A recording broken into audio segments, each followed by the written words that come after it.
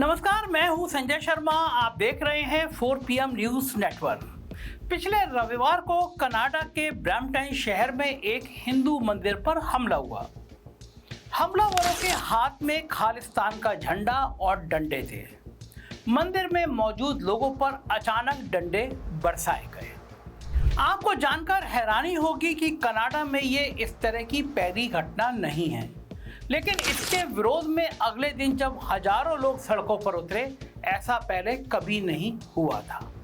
मतलब खालिस्तानियों की नापाक कारगुजारियों से कनाडा का आम इंसान दुखी हो चुका है। लेकिन कौन है ये खालिस्तानी? इनका इतिहास क्या है? कनाडा में ये किसके बलबूते पर इस तरह उछलते हैं? भारत की मोदी सरकार इनको रोकने में कितनी सफल या फेल हुई है? इस समस्या का भविष्य में कोई समाधान होगा या ये और बड़ी समस्या बनेगा? सब खालिस्तानी तो सरदार हैं, मगर क्या सब सरदार खालिस्तानी हैं? आज की वीडियो में इन सब सवालों का जवाब ढूंढने की कोशिश करते हैं। खालिस का मतलब होता है शुद्ध, यानी बिना मिलावट का। खालिस्तान का मतलब है एक ऐसा देश या प्रदेश जिसमें सिर्फ सिख रहते हो, कोई मिलावट ना हो, यानी किसी और धर्म का कोई इंसान ना हो। ऐसे देश की ख्वाहिश रखना ही सबसे मिलावटी काम है। खालिस्तान की डिमांड में कुछ भी खालिस नहीं है। ये ऐसे ही है जैसे इस्लामिक देश बनाने के चक्कर में अफगानिस्तान को बर्बाद कर दिया गया। जो इसका खालिस देश बनाने के चक्कर में इजराइल खुलेआम कत्लेआम कर रहा है, और कुछ सिरफिरे अंधभक्त जिन्हें हिंदू धर्म का धा भी समझ में नहीं आता है, वो गाहे बगाए हिंदू राष्ट्र बनाने की भारत में बात करते हैं। आज तक धर्म के नाम पर बनाया और चलाया गया कोई भी देश फल फूल नहीं पाया। अभी दुबई लौट के आया हूँ, मैं देखकर आया हूँ, दुबई जैसी जगह में मुसलमान सत्ता में तो हैं, मगर वो अपने तौर तरीके में, जीवन शैली में एकदम धर्मनिरपेक्ष हैं। इसलिए पहले तो खालिस्तान का सपना देखना ही एक बुरा और गलत सपना है, क्योंकि आज की दुनिया में धर्म, लिंग, जाति वगैरह के भेदभाव से ऊपर उठकर ही कुछ शांति और विकास का सीधा सीधा समाधान निकाला जा सकता है, जिंदगी जी जा सकती है। हर इंसान की एक फितरत होती है कि वो अपनी गलत डिमांड को भी सही ठहराने की कोशिश करता है। खालिस्तानी भी अपनी डिमांड के कुछ कारण बताते हैं। उनका कहना है कि हिंदुस्तान में सिखों के ऊपर अत्याचार होता है, इसलिए उन्हें एक अलग देश की जरूरत है। हमारे देश में लगभग 2 करोड़ सिख हैं, जो पूरी देश की आबादी का 2% से भी कम है, लेकिन हमारे देश की फौज में 8% से भी ज़्यादा सिख हैं। अगर इस कौम को ये महसूस होता कि वो इस देश में पराए हैं, तो इतने बड़ी संख्या में सिख लोग देश की मिट्टी के लिए सरहदों पर नहीं खड़े होते। और सिर्फ फौजी नहीं, आम समाज में सरदार उसी तरह घुल मिलकर रहते हैं जैसे दूध में चीनी। गुरुद्वारों में मत्था टेकने वाले जितने सिख हैं, उतने ही हिंदू भी होते हैं। उसी तरह सिखों का मंदिर में जाना, भंडारे करना और इनका अपने घरों पर नवरात्रि जैसे त्योहारों में व्रत रखना एक आम बात है। जो बोले सो निहाल का नारा लगाने में कोई हिंदू हिचकता नहीं है। हिंदुस्तान में सरदार सिर्फ पंजाब में नहीं रहते, वो अपने पंजाबी जीवन, खाने पीने और बोलचाल के साथ पूरे हिंदुस्तान में रहते हैं। 1947 में बंटवारे के वक्त सिखों का जान माल का नुकसान बहुत बड़ी संख्या में हुआ। सोचने की बात यह है कि देश हिंदू मुसलमान के नाम पर बांटा गया था, मगर जहां बंटवारे की लकीर खींची गई वहां सिख ज्यादा रहते थे। बंगाल की तरफ ऐसा ही नुकसान हिंदुओं ने झेला और दोनों ही तरफ के मुसलमानों ने भी झेला। दूसरी बड़ी घटना 1984 में हुई, जब इंदिरा गांधी की हत्या के बाद अगले कुछ दिनों तक पूरे देश में और खासकर दिल्ली में सिखों ने बहुत कत्लेआम को झेला। मगर यहाँ जरूरी बात यह है कि इन 2 घटनाओं ने परमानेंट नफरत की जगह नहीं ली। ऐसा नहीं है कि सिखों को कोई किराए पर घर ना देता हो या फिर उनके अलग गली मोहल्ले हों। सरदार इस देश में खुश है, और कांग्रेस ने गलती मानते हुए मनमोहन सिंह को तो प्रधानमंत्री भी बनाया जो सिख थे। इसलिए खालिस्तानियों की डिमांड को नकारने वाले सबसे पहले लोग सरदार ही होते हैं। किसान आंदोलन में जब खालिस्तानी मदद की बात उठी, उसका खंडन सबसे पहले सिख नेताओं ने किया। कनाडा में मंदिर पर हुए हमले के विरोध में जब अगले दिन हजारों लोग इकट्ठे हुए, उसमें सिख समुदाय के लोग भी बड़ी संख्या में मौजूद थे। इसलिए आगे बढ़ने से पहले एक बात समझ लेते हैं। कनाडा में हिंदू मंदिर पर हमला हिंदुओं और सरदारों के बीच की लड़ाई नहीं है। इस लड़ाई में एक तरफ कुछ खालिस्तानी हैं और दूसरी तरफ हर धर्म वाले कनाडा के वो लोग हैं जो शांति से रहना चाहते हैं। खालिस्तान मांगने का इतिहास सिर्फ सत्ता की भूख पर टिका है। 1970 के दशक में खालिस्तान की मांग उठाने वालों की दो खास डिमांड थी: नदियों के पानी में ज्यादा हिस्सेदारी और चंडीगढ़ को पूरी तरह से पंजाब को दिए जाना। आम सिख इन मांगों के साथ तो था, लेकिन भारत देश से अलग होने की मांग किसी ने भी नहीं मानी।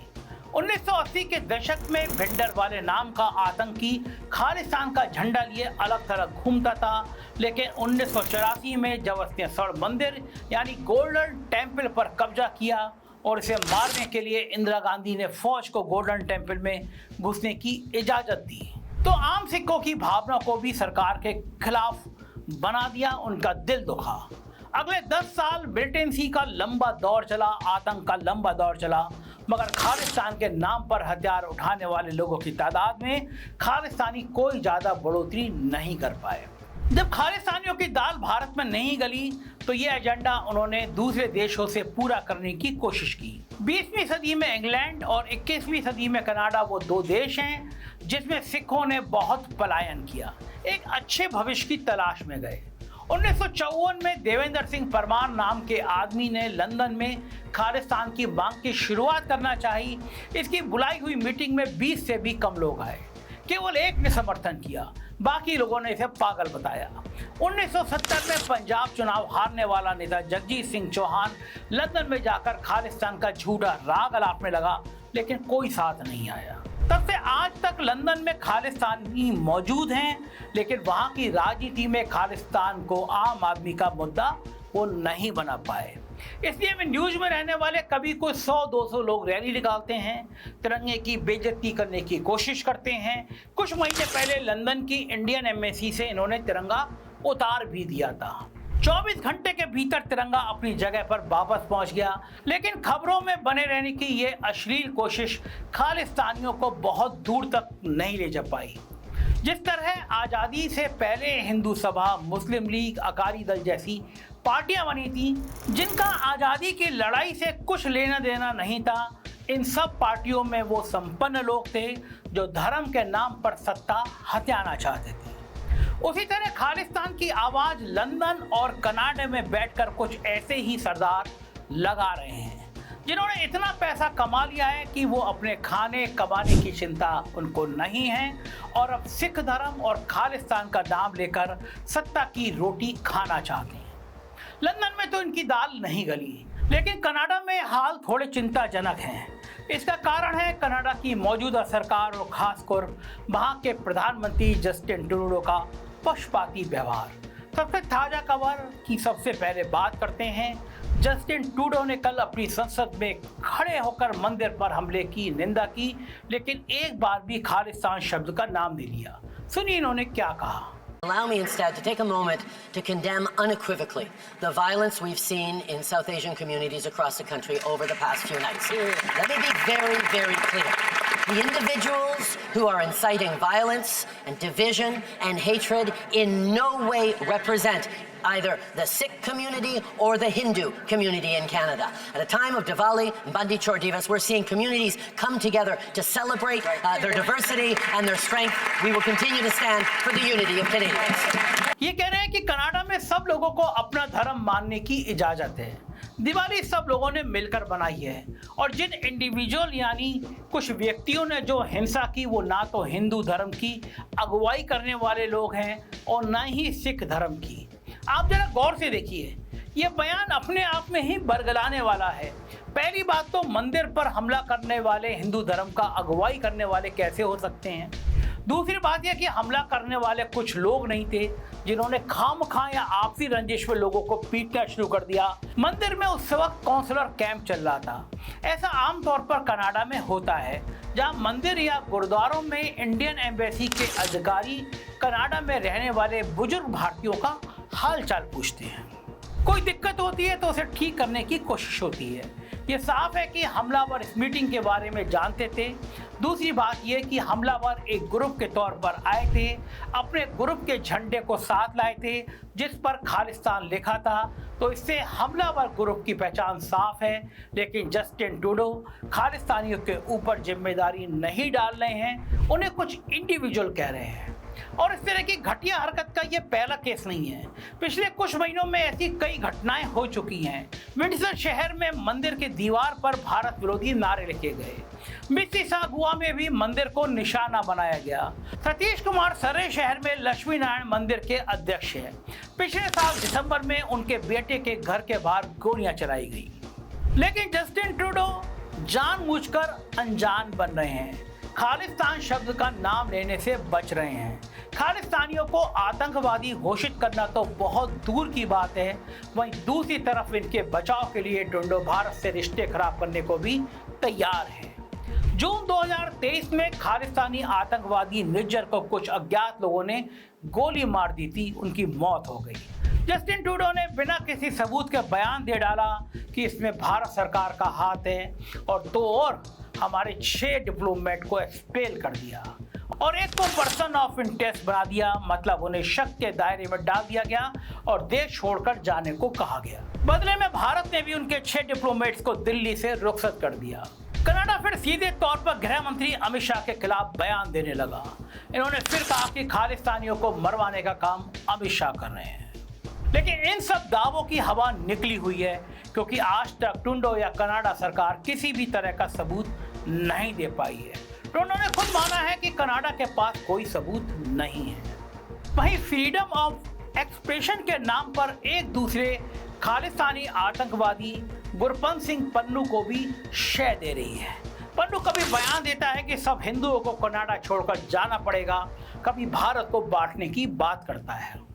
क्या कनाडा में फ्रीडम ऑफ एक्सप्रेशन यानी बोलने की आज़ादी किसी आदमी को इतना हक दे देती है कि वो एक पूरे समुदाय को मारने धमकाने की बातें करे?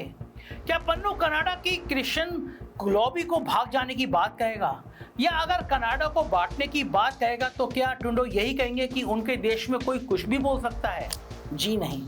अब से बहुत पहले पन्नू सलाखों के पीछे होता। अब सवाल यह है कि खालिस्तानियों में ऐसा क्या है कि जस्टिन ट्रूडो उनके लिए भारत को नाराज करने को तैयार है। कनाडा में रहने वाले हिंदुओं और शांति पसंद सिखों को नाराज करने को ट्रूडो तैयार है। इन सबके पीछे है सत्ता में बने रहने की भूख और राजनीतिक समझ का दिवालियापन। पहले सत्ता प्रेम की बात करते हैं। 2015 में जब ट्रूडो की लिबरल पार्टी ने चुनाव जीता, 18 सिख सांसद भी चुनकर आए, जिनमें से 4 को केंद्रीय मंत्री बनाया गया। इससे साफ है कि कनाडा में सरदार सिर्फ संख्या में ही नहीं बढ़े हैं, बल्कि अपनी वोट की ताकत का इस्तेमाल भी कर रहे हैं। सिख समुदाय की ताकत का एक और एग्जाम्पल देखिए। 2018 में कनाडा की पब्लिक सेफ्टी मिनिस्ट्री एक रिपोर्ट लेकर आई, जिसका विषय था कि कनाडा की आंतरिक सुरक्षा को किस किस तरह के आतंक से खतरा है। इस रिपोर्ट में साफ लिखा गया था कि सिख चरमपंथ यानी सिखों का सिख कट्टरवाद से खतरा है। इस रिपोर्ट पर सिख समुदाय की संस्थाओं ने ऐतराज जताया, जिसके बाद सिख चरमपंथ शब्द हटा दिया गया। इसी साल विपक्ष की कंजर्वेटिव पार्टी भी एक मोशन लेकर आई, जिसमें सिख समुदाय के योगदान और खालिस्तानी गतिविधियों के नुकसान की चर्चा थी, मगर वहां से भी खालिस्तान शब्द हटा दिया गया। इन सब का कारण कनाडा में रहने वाला आम सिख आदमी नहीं है, मगर कुछ ताकतवर नेता और व्यापारी जरूर हैं, बड़े बिजनेसमैन हैं जो पैसे के बल पर वोट बटोर सकते हैं, और इसलिए वोट बैंक की राजनीति में सीधे तौर पर खालिस्तानियों को आतंकवादी बोलने की हिम्मत ना लिबरल पार्टी दिखा रही है और ना ही कंजर्वेटिव पार्टी। मगर जैसा मैंने कहा, ये कनाडाई नेताओं की राजनीतिक समझ के दिवालियापन को दिखाता है। वो खालिस्तानियों को सिखों का नेता बनने दे रहे हैं, जिस तरह भारत में भगवा झंडा उठाकर मुसलमानों को गाली देकर उनके घरों पर भगवा झंडा फहराने वाले कुछ लोगों को बाकी लोगों ने हिंदुओं का नेता मान लिया है। कनाडा का राजनीति में भी कुछ सिख नेताओं को सामने से आकर खालिस्तानियों को जवाब देना होगा। उज्जवल दोसांझ जैसे कुछ सिख नेता कनाडा में हैं जो खुले तौर पर खालिस्तानियों के खिलाफ हैं, उनकी कमियां गिनवाते हैं। ट्रूडो को ये इडियट बोल चुके हैं। लेकिन एक अकेले दोसांझ से काम नहीं चलेगा। ये मुद्दा हिंदू बनाम सिख मुद्दा ना बन जाए, इसे रोकने की पहली जिम्मेदारी कनाडा के उन सिख नेताओं पर है जो धर्मनिरपेक्ष हैं, सेकुलर हैं। सही तौर पर वो सेकुलर हैं ये साबित करना होगा, वरना खालिस्तानी जैसा आतंकी संगठन एक पाक, सच्चे और सेवा से भरे सिख धर्म को कम से कम कनाडा में अपने कब्जे में ले लेगा। साथ ही ट्रूडो जैसे नेताओं को खालिस्तानियों के खिलाफ एक्शन लेना होगा, तभी एक आम कनाडा वासी, चाहे वो हिंदू हो, क्रिश्चियन हो या सिख हो, तभी उसे लगेगा कि कनाडा में लॉ एंड ऑर्डर है। मंदिर पर हुए हमले में एक पुलिस अफसर को निलंबित किया गया और 3 लोगों को आरोपी बनाया गया, जबकि वीडियो में साफ है कि 10 से ज्यादा लोग हमलावर हैं। अगले दिन हुई रैली में हजारों लोग शामिल थे और वो सब धर्मों से थे। इस सीन को देखकर ट्रूडो की वोट बैंक की राजनीति में कुछ हलचल जरूर मची होगी। 2021 का सर्वे बताता है कि कनाडा में 2.3% हिंदू हैं और 2.1% सिख, यानी हिंदू ज्यादा है। और साथ ही सब सिख लोग खालिस्तानी आतंक का सपोर्ट नहीं करते, इसलिए कनाडा में वोट की ताकत भी खालिस्तानियों के खिलाफ है। बस कनाडा के नेताओं को देखना है कि वो इस ताकत को भुना पाते हैं या नहीं, और इसके लिए वहां का आम इंसान यानी सिर्फ शांति का वादा चाहता है या नहीं। चलते चलते अपने प्रधानमंत्री मोदी जी और उनकी सरकार के काम की भी बात कर लेते हैं, जो कोई काम नहीं करती। मैं और मेरी तरह हर भारतीय खालिस्तान के खिलाफ और भारत सरकार के इस कदम के साथ है। खालिस्तान के कांटे को नासूर नहीं बनने दिया जाना चाहिए, ना ही भारत में और ना ही कनाडा में।